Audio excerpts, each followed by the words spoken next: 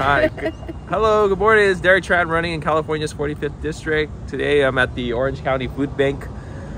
This is such a organization that is much needed in our community. It provides food for so many that depend and rely on the generosity and the just the goodwill of what Orange County Food Bank is doing. So I'm proud to be here to tour this facility today.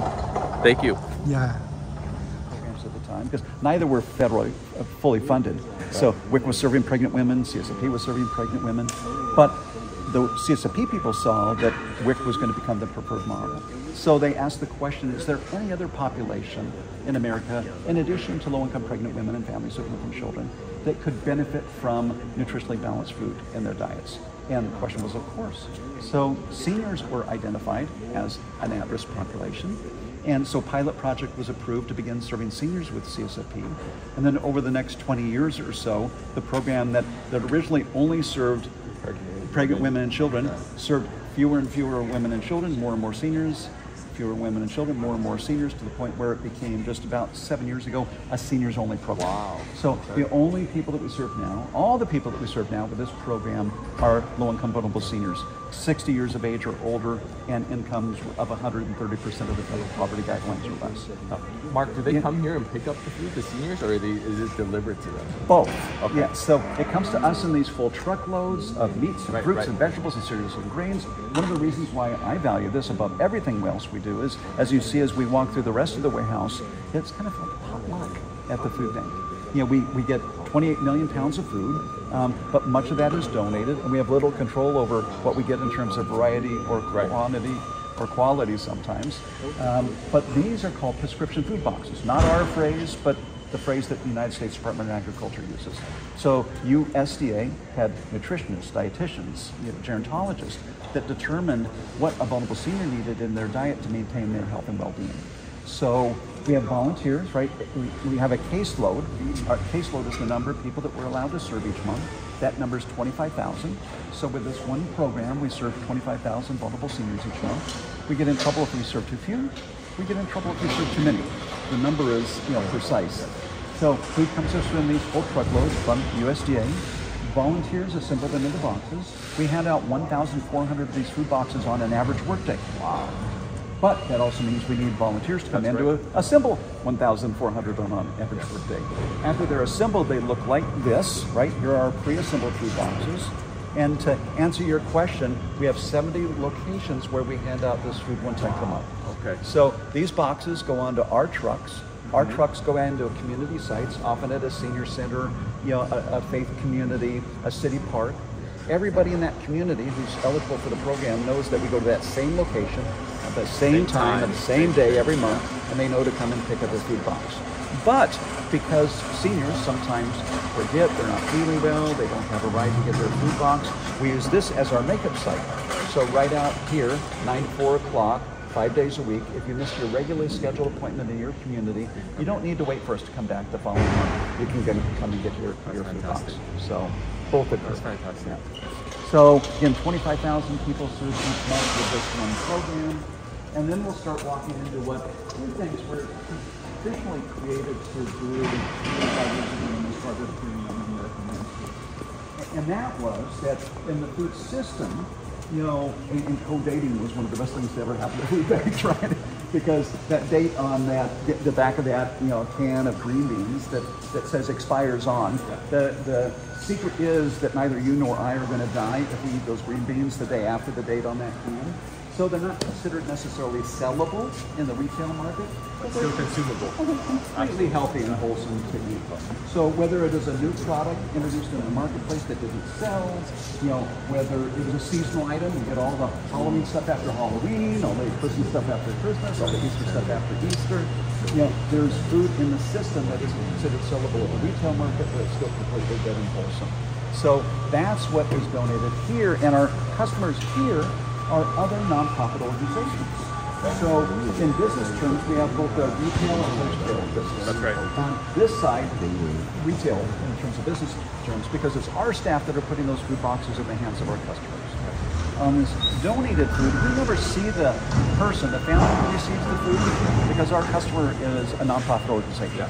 250 churches, soup kitchens, shelters, family centers, senior centers, community centers that are approved to come here and grab these little carts if they're a smaller nonprofit and go through and see what we do today that would be useful to the families that they serve.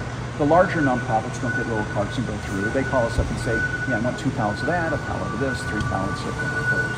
Are there limits for the nonprofits, or they just take whatever they want, as much as they want? So we only limit if we have a highly desirable item in a very limited quantity. Yeah, we don't. If we have a lot of something, like we have a lot of spaghetti sauce at the moment, take all you want. Yeah. Yeah. But if we had 50 turkeys, and any one of these organizations could take 50 turkeys, we have 5 organizations who we might say, could you each limit yourself to 10 turkeys so that everybody gets some turkeys? So that's kind of based on the volume or quantity of that particular item. So we tend to put the non-perishable items on this side of the shopping area, and then the perishable items, the fruits, the vegetables, the other bakery items, on the side. And there's a scale over at our door. There's actually 3 scales here. But however it was first established, food banks all measure their size by how many pounds of food they distribute. So if I go to a food bank conference, and I do, we all kind of puff up and go, okay, so how many pounds did you do last year? And that tells us all kind of how big we are and how many people we're serving. And where does OC Food Bank stand in California? Yeah, we're kind of middle of the road. There's food banks LA is like one of the biggest in the nation. One of the 3 biggest in the nation. I was there last week. Yeah, they're going to do 120 million pounds this year. We distributed 28 million pounds of food last year, so we're right in the middle, between the largest and the smallest in the state. Now, Orange County also has 2 food banks. Okay. So there's the Second Harvest Food Bank of Orange County in Irvine, wonderful organization. Yeah. And the truth is, if you were to combine our poundage and their poundage together, then from an Orange County perspective, it moves us up into probably that 75 percentile or so. But and worth knowing about them, because we work in close partnership with them. The county is big enough in terms of need and resources, to justify, 2 organizations both doing this good work. So again, this is where we large refrigerator freezer. Kids love going in there when we get tours. What are they out of? So we're more traditional at 4 o'clock. Then volunteers are during that time. That's every day? That's Monday through Friday for this operation. Okay. For the senior food box distribution, that's Monday through Saturday. We do distributions on Saturday. Sunday generally closed. And the exception we tend to make is if it's a Jewish group that can't volunteer on Saturday because of the Sabbath, then we'll open up in a case like that. Otherwise, we try to give staff 1 day off a week. And then on Saturdays, always 2 volunteer sessions, 8:30 to 10:30, 11 to 1 o'clock. Almost always 100 volunteers per session, 200 volunteers every Saturday. Saturday is very popular for kind of obvious reasons. Yeah. Otherwise, people are working in the school. So, big refrigerator freezer. Increasingly, food banks are getting more and more perishable items. If I look back when I started here, almost everything was non-perishable. It came in a can, a bottle, a box, or a bag. But with the 5-a-day campaign that started about 20 years ago, there was really pressure on food banks to try to find more fresh fruits and vegetables. There's an association for everything. There's a California Association of Food Banks. And because California produces 60% of America's fresh fruits and vegetables, there was plenty of produce that just wasn't where it needed to be. Yeah. Right? It was less populated areas, and the big population centers no longer had access to that quantity of produce. But if you look now, produce, we got produce all around us. Our California Association of Food Banks developed a really effective national model, a program that helps us access that produce. In the past, we just got whatever showed up. Sure. But now we can order how many pallets or truckloads we want of yams or pumpkins delivered to us. The challenge is it costs some money to get it here. Sometimes we have to pay a few pennies to harvest the produce. We have to pay our California Association of Food Banks 0.75 cents per pound to run the program, and then we have to pay to transport it from Fresno here. So it costs us about 14 cents a pound delivered to our door. That's great compared to a wholesale or retail price, but we distribute many millions of pounds of produce, so you take 14 cents times a million pounds, 2 million pounds, 3 million pounds, becomes a fundraising challenge for us. The community could use much more produce than we have access to, but we have a finite amount of financial resources that we have available to acquire. So you talked about fundraising and you talked about the block grants. Yes, yeah. The block grants come up with a very small percentage of your budget, right? Yeah. And then the rest is fundraising. That's a lot of grant writing, okay. And fundraising we put in that kind of pot. You know, family foundations and governmental organizations. We get grants from the government, and then fundraising events, direct mail, plan giving. It's like a jigsaw puzzle, and trying to put all those pieces together to cover the cost of operating this. You know, the joke in our business is it costs a lot of money to give us stuff away free. It costs a lot of money to give us stuff away free. So we do need a lot of community support in the form of individuals, corporations, government. Now, does the food bank hold this? Excellent question. That's a whole other conversation. But no, we do not. We are 59 years old. Yeah, we have always been in leased facilities. In February of this year, our landlord increased our rent 80%. 80%. So our board of directors, that was the moment for them. They said, you know what, after 59 years, we can't keep moving, we can't keep at the whim of landlords. So we've got a consulting firm, and we're in deep conversation now about a capital campaign. Great. So for the first time in our life, to own the building in which we operate. Property is so expensive in Orange County. It's going to be a huge and heavy lift, but we were starting that conversation. So I assume it's better than being at the mercy of the landlord who gets to raise. Yeah.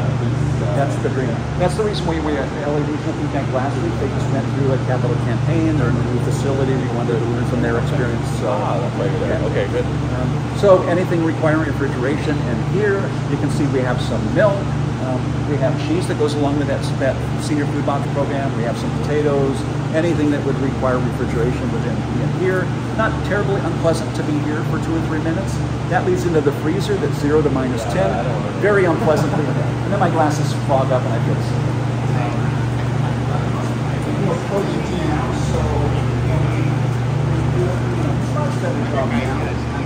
Access to fresh fruits and vegetables, to supplement the diets of the families that we serve. So if you look now and say, okay, so they've got produce, what are they missing? Protein. So if you were to go through our shopping area now, if you were to look through the refrigerator, there's not much protein. There's not much. The freezer?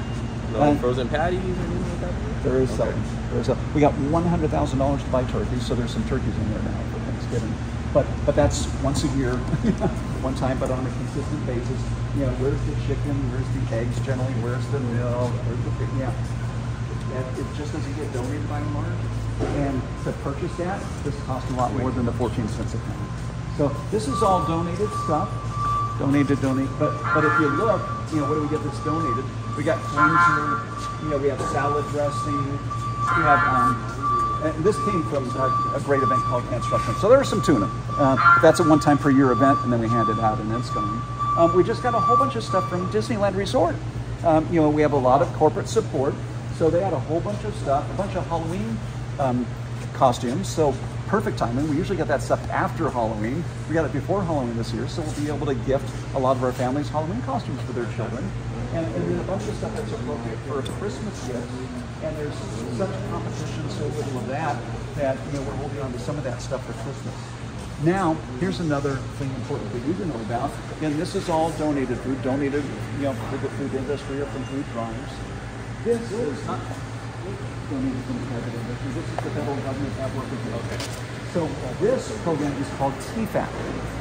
So 1980, because of America's price support systems, to support dairy, there was a lot of surplus cheese and butter.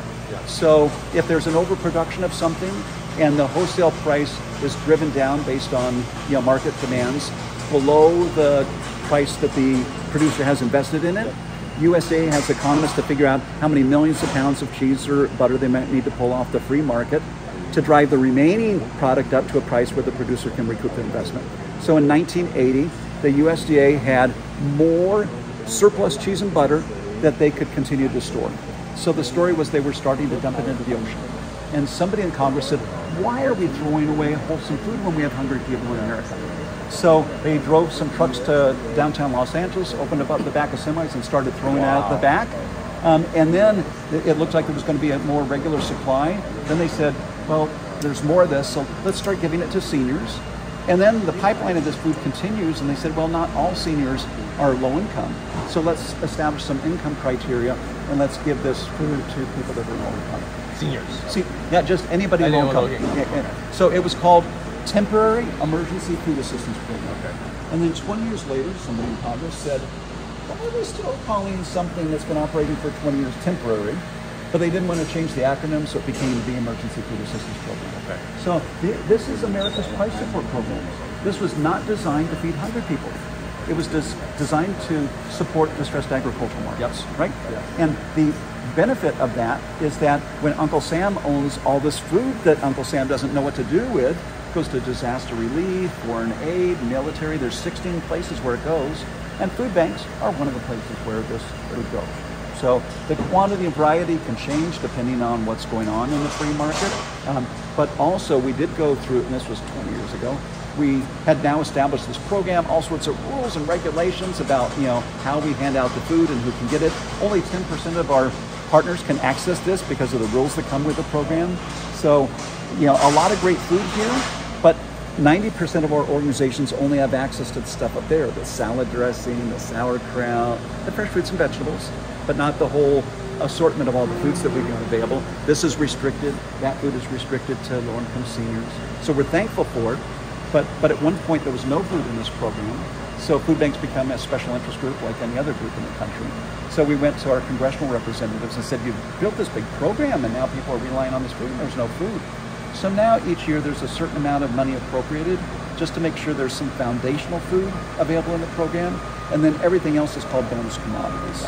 So there's always something here, and the bonus commodities almost always, greatly outnumber the kind of base foundational food that we get in TFAT, but it makes sure that if there aren't agricultural markets that are distressed, at least there's 2 or 3 or 4 items here to hand out.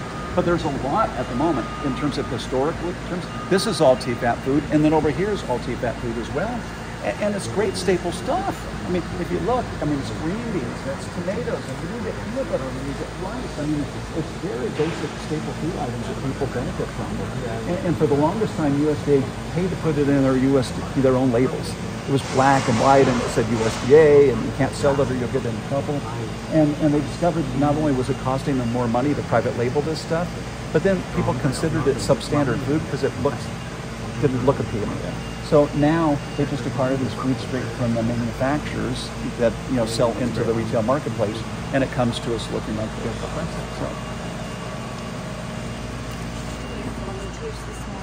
Okay.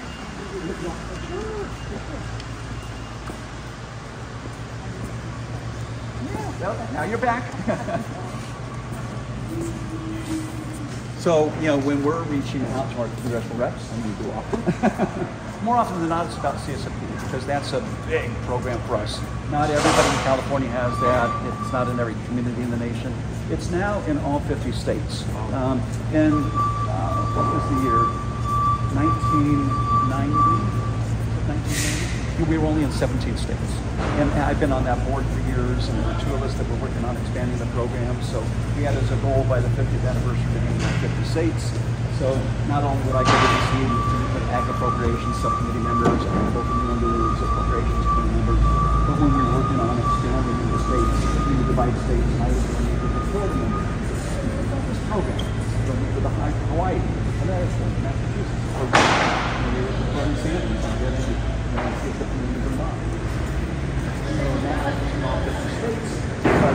but the demand is always greater than the resources, so each year we're picking a budget number and saying, please support $425 million for CCA. And also at the moment, and it looks like we'll be able to do it administratively, looks like we're launched at the moment. So this is also government at work, we have food bank staff that are scattered. They're paying to rent off-site offices because we don't have enough office space here. Some of my staff are up in the front here. But the state of California, 3 or 4 years ago when there was a $100 billion surplus, the California Association of Food Banks went forward and said, food banks all need help with infrastructure. We can get money sometimes for people that want us to buy turkeys, but nobody wants to pay for the person to buy the turkeys, or the truck to go pick up the turkeys, or the refrigerator to put the turkeys in, or the gas bill, or electric bill. So and actually this came out of 4 of the budget sponsors were Orange County members. The call that came to me, so I reached out to Assemblymember Tom Daly, Senator Josh Newman, and Senator David Min, were 3 of the 4 sponsors that got $182 million for California food banks. Our fair share was $4.6 million, only for infrastructure. We couldn't even buy food with it. So, but we had old trucks that we had to were forced to retire because they didn't meet California emission standards. So that enabled us to we were legally required to retire those trucks, acquire new trucks, to construct some additional offices, to buy some forklifts and pallet jacks, and retire some that were 30 years old. So we were on a buying spree for a couple of years there, and this is the last of that project, is adding a 2nd-story office onto here. So we can save some money by not renting that offset office space and consolidate all of our staff.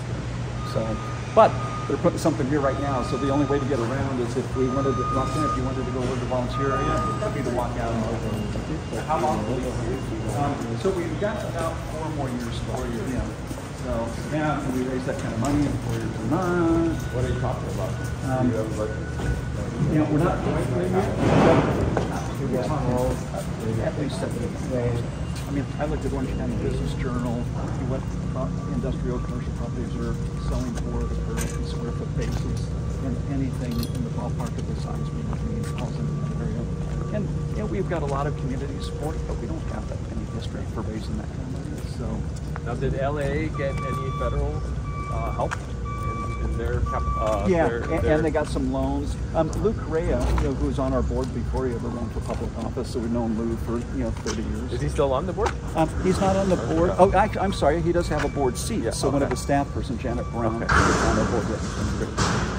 So he got us a little bit of money last year. We're very thankful for it, but a long way from the total need to help him.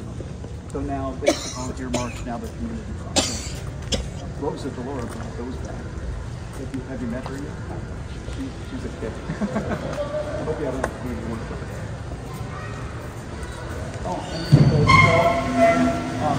Corporations that are friendly to us. Disneyland Resort, so sometimes when we have retiring crops, we got this for Halloween, and we've got a whole bunch of Christmas decorations that used to adorn the Disneyland Hotel. So after Halloween's over, we'll put this away and we'll start decorating up for Christmas. We have 18,000 different volunteers. They do the overwhelming majority of the labor necessary for us to provide the service we do. So we try to provide an encouraging, uplifting environment for them. So, we created all these signs, the words and the pictures. We designed these and had them made. So everybody's got a phone. Every phone has a camera. So people love keepsakes. So if you're an individual, we have something for individuals. If there's a couple, we have something for couples. If you're a family, we got something for families. Starbucks volunteers painted that for us. So if you're a group of 25 or 50 or 100 and want to pose and get a group photo in front of, we volunteered at the Orange County Food Bank. There you go. A sign above the door that says this is a place where people receive help. This is also a place where people provide help. Thank you for volunteering. So, we want them to have a good experience. If they have a good experience, they want to come back. They want to tell others.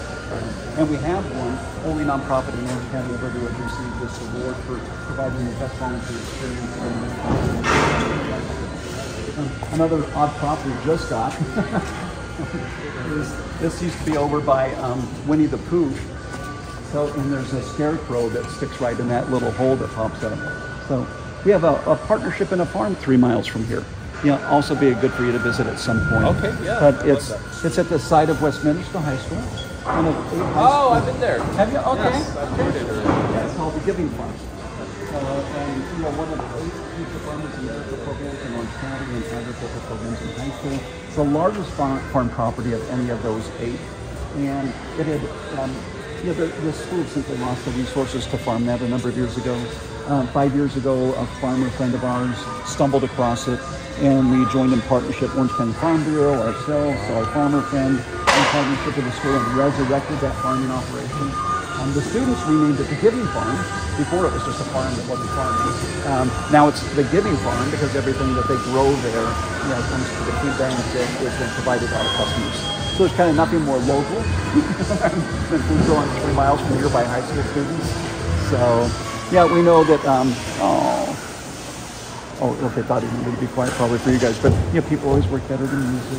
So part of the reason why we're a popular site is when people come here, we always start with an introduction. We tell them some of what we just told you, but in a much condensed version. And then we make the work assignments, crank up the radio. People always work better than music than not, and the faster the music, the faster they work. And then there's always a reflection at the end. And everybody, all the staff here, everybody's welcome is a little bit different. Everybody's reflection is a little bit different. But my reflection is when we gather people together, we'll say, thank you all for being here today. The 20 of you working side by side for the last 2 hours were able to help package 920 boxes. But we want to remind you, this isn't about boxes. It's not about cans or bottles or bags. It's about people. And you were able to help 920 other people here today.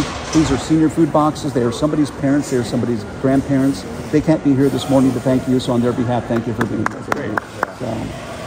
So you say you service about 25,000 every month. Yeah. How do you raise that number? Can you get that number up? Or well, that's just... I'll be calling you about that. Okay. All right. Yeah, it's all based on the federal appropriation. Okay. And is there a number that identifies what the need is? Is it truly 50,000? Yeah. Is it 35? Is there a study that has determined what the true need is? There is census data, but census data doesn't measure 130% of the federal poverty guidelines. So that's a harder, precise number to get to. We know it's not enough now, and we were actually working to raise those income guidelines. They used to be 185% of the federal poverty guidelines, and they were reduced decades ago. So we've asked the question recently, because for most other federal nutrition assistance programs, WIC is 185% of the federal poverty guidelines. Gross income limits for SNAP is 200% of the federal poverty guidelines. For school meals, it's 185% of the federal poverty guidelines. So we've recently asked the question, why are we making it harder for vulnerable seniors to get this food than any other population in America? Why? Who benefits from that? So we were always told that it had to happen, increasing the income guidelines had to happen legislatively. But now we're hearing from USDA that it might be able to happen administratively. Okay. And all this time that we've been telling the story, now it looks like USDA has the power and authority to be able to raise those income guidelines, and that they're signal, that they're prepared to do that. So it's been a long conversation, and we're hoping that we get those. But otherwise, we're interested in serving more people, but you can only do that. More money equates to more caseload, more seniors served. That's awesome.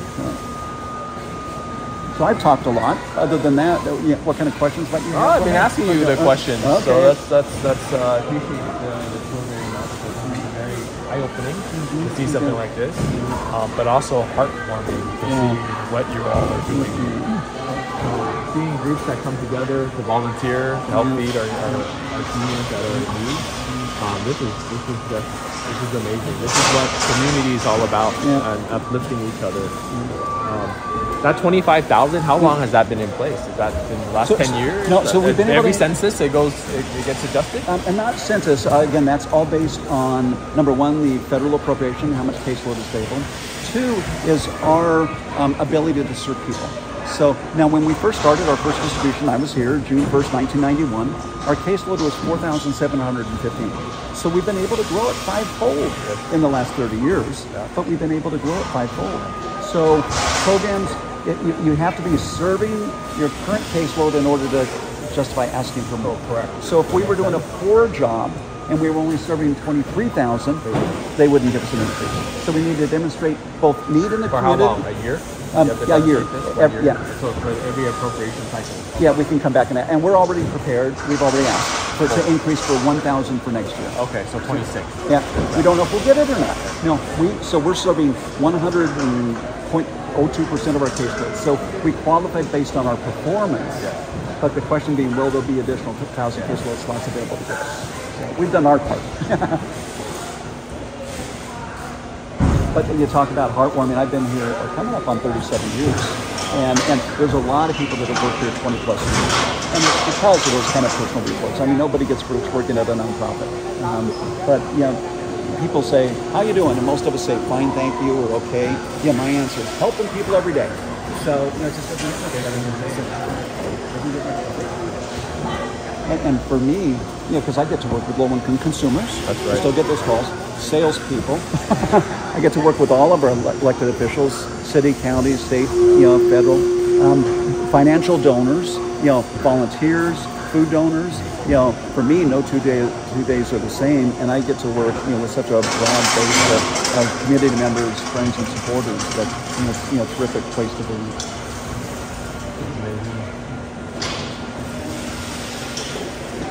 Wow. So how many office staff do you have?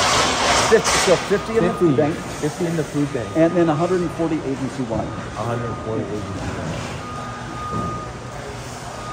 And so far, you're seeing volunteers. That's a staff person. So we have 2 staff people here. Everybody else you see are volunteers. We have 1 warehouse worker and 1 volunteer manager. But again, 50 staff, 18,000 volunteers.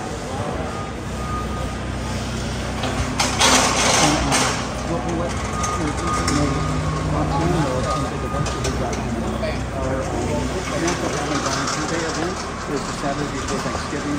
We'll have 12 assembly lines set up, a DJ, a caterer, 1,200 volunteers. So it's a packing party, the day before Thanksgiving, and we often have elected officials and media show up for that. And then our MLK Day event, the 3rd Monday in January. This will be our 26th year hosting a Dr. Mark Lowry Day of service. That we usually have 600 volunteers, but since then, on those 2, we almost always have elected officials and media show up for those. So there's no bad time to come, but those are particularly big times to come if you want to be around. And large crowds. Yeah, the National Family Volunteer Day event is all corporate volunteers, so you'll see Southern California Gas and Edison and Disney and Canon Electric and a bunch of companies whose names you'd be familiar with. And then the MLK Day event is a lot of people from faith communities, the fraternities, the sororities, 100 Black men in Orange County Black Chamber of Commerce.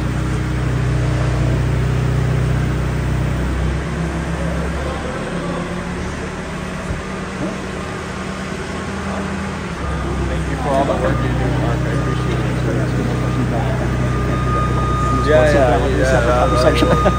You get my number from Bob. Okay. Oh, you got the best person on your team. I do. Well, thank you so much. No, appreciate you being here. Right. Yeah. Good luck. Look forward to having you back. Thank you, Mark.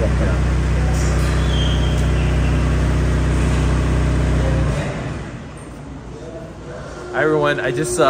We're just at the OC food bank here, and it's amazing to see the amount of volunteers that come out to help put together packaging to feed our seniors. This institution right here serves 25,000 of our elderly population out there, and it's something that unfortunately that is needed in the community, but also fortunately to have such a great organization such as the OC Food Bank to provide meals for the aging population out there that needs it. So very happy to be here today to tour this facility and then find out ways that I can help this facility not only grow, but be able to sustain itself for decades to come. So thank you very much.